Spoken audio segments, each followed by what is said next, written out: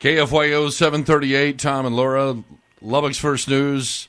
Randy Neugebauer on the line with us. Welcome to the program, Congressman. How are you today? I'm great, Tom and Laura. How are you? Here's the question. What's that?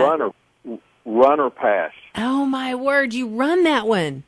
You do not pass that ball. I could not believe it. Could you believe that? But, this was the most bizarre playoff season. Just think about the two playoff games and some of the what ifs, and then the way that game ended, that catch that guy made was, laying down on the ground, and then for that game to be decided by an interception from the 1 yard line. It was unbelievable. It was crazy. And of course then the fight broke out.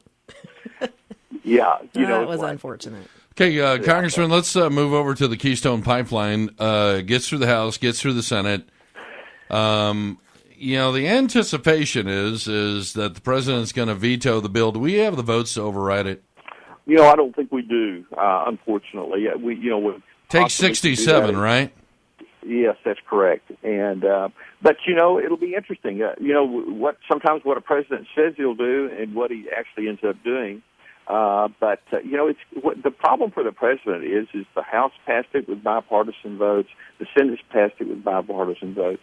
All of the agencies that are supposed to look in at the siting of the pipeline to that have signed off on that. And so I think it's going to be interesting to see what the president's excuse is. And he's going to have to, articulate to the American people why he's going to veto this. This is not only, helps us from an energy standpoint, but this creates jobs. And the president just is laid out a budget today to spend $4 trillion, and part of that money he wants for infrastructure. Well, I can't think of anything more needed in this country than infrastructure than moving, our natural resources around. Relative overriding a veto in the vote, how many votes do you think that we have that are for overriding that veto in the event that happens? Well, I think in the House, it may change because, there's one thing to be voting for the Keystone Pipeline. Some of the Democrats in the White House is going to put a lot of pressure on Senate and House Democrats to stick with the president. That will be another, pivotal moment for some of those members. Now you have to go back home and say, well, I voted for it before I voted against it. I just think it's going to be interesting. The first thing that has to happen, though, Tom and Laura, is that the House and the Senate will have to have a conference and work out the details between the House-passed version and the Senate-passed version, and then those will have to go back to both houses to be ratified and then sent to the president. So there's going to be a little bit of time between now and then. Okay, 7:42, we'll be back with Randy Neugebauer. 7:46 with Tom Collins, Laura Mack, Lubbock's First News, visiting with Congressman Randy Neugebauer. Randy, a lot of speculation, I guess, rumor mill kind of cranking around and, with people possibly exhibiting other interests, running against you because, the possibility that you may or may not run for a re-election in 2016. So we'll just pull the hammer out and just ask you, you going to do it? You going to run for re-election in 16, or are you sure? Tom, that's the question I get after every election. Is this your last term? And, the people of the 19th District just gave me an opportunity to serve a 7th term, and we're excited about that. We're focused on that. But our intention is to run. Okay. All right, so there you have it. I guess that puts that one to bed. I did have another question. Another thing that a lot of people have been discussing of late, and I wanted you to kind of split the hair and kind of give me your opinion on this. There's always more to the story than meets the eye on both sides of the fence. But a lot of people, I guess, were upset when we had the amnesty bill, shortly after the election, where there were some other things, I guess, that were tied to the bill. But essentially what happened is you voted against the amnesty. But prior to that, I guess, cloture, which would allow the discussion of the bill to move forward. And a lot of people are saying, well, if Randy would have voted for that up front, then it never would have hit the floor. But what other things were actually attached to that bill that were of importance to you? Yeah, well, I think a lot of people, and I think what you're referring to, Tom, is the vote on the rule. And the rules of the House are different than the rules of the Senate. Basically, when you become the majority, you control the Rules Committee, and so the Rules Committee then defines how pieces of legislation will be debated, whether there'll be amendments allowed to it or not. And so one of the important parts of being in the majority of having 246 members of the Republican Party is to be able to control the rules. And mostly it's always assumed that the majority party, votes for the rule because that's the rule that their party brought forward. Some people elect sometime to express their displeasure by voting against the rule. By and large, I don't know that I've ever voted against the rule since I've been in Congress because it is an important part of being in the majority. Then I can express myself. It allows the debate to move forward, a vote to be had on that issue, amendments to be offered if they're made in order. And then you express your pleasure or displeasure with that piece of legislation on passage. And obviously, I expressed that by voting against the final passage. All right.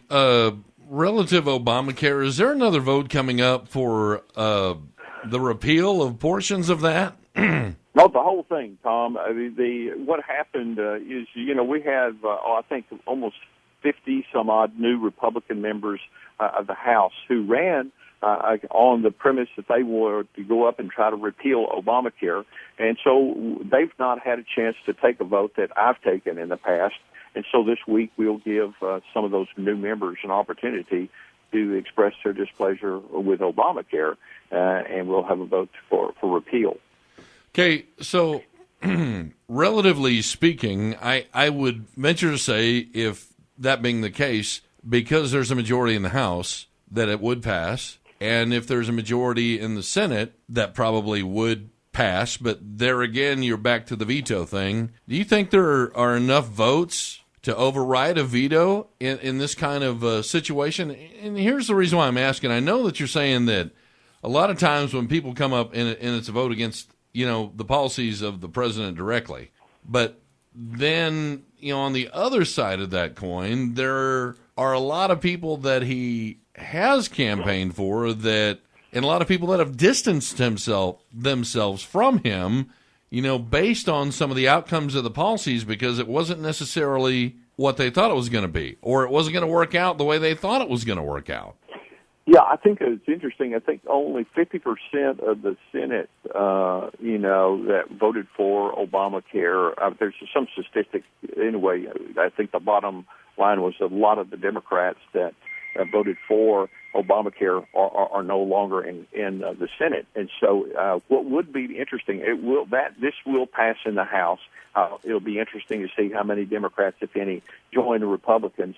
But it'll be interesting over in the Senate because you got 54 Republicans, 46 Democrats. It will be interesting to see if some of those Democrats over in the Senate stick with the president, or if they peel off and voted for repeal, because is all of the senators that were previously there all voted, as you know, it was unanimous that all of the Dem senators voted for Obamacare. So it will make for an interesting vote. Obviously, it's not going to become law because the president would veto it. I don't believe there's enough votes out there to veto it, but it will make an interesting debate and discussion this week as we watch what the Democrats in the House and the Senate do. Okay. If it did pass, what would happen to people who did get insurance, for the first time through Obamacare?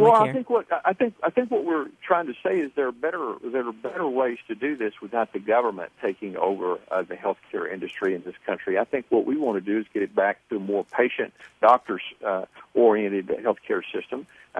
Providing incentive for companies to continue to provide health care for their employees, and opening up and tearing down some of the barriers that keep health insurance costs high in this country.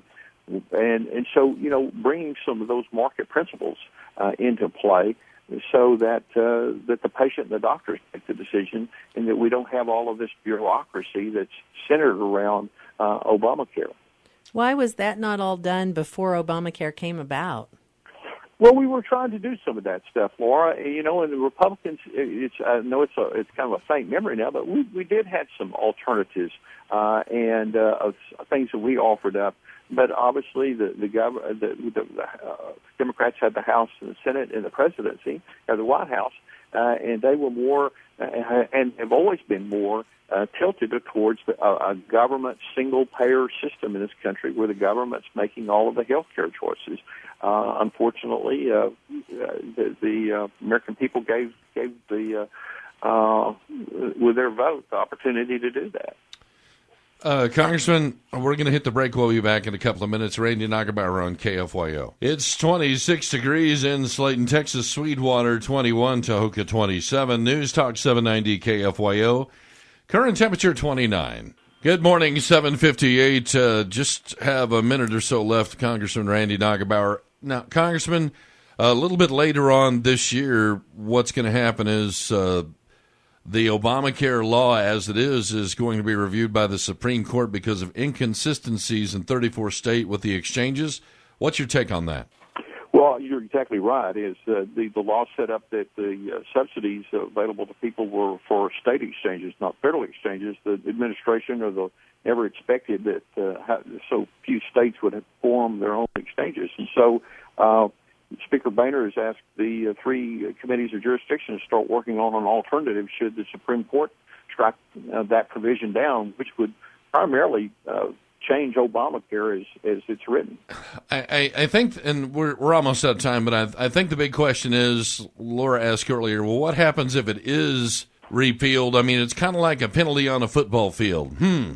If say, is it like, personal foul, 15-yard penalty, repeat first down? Well, I think it depends on what this ruling says, but we're going to prepare for two reasons. One, the response for the case is an alternative for the American people should that be struck down. All right. Thanks, Randy. Appreciate you calling in this morning. 7:59.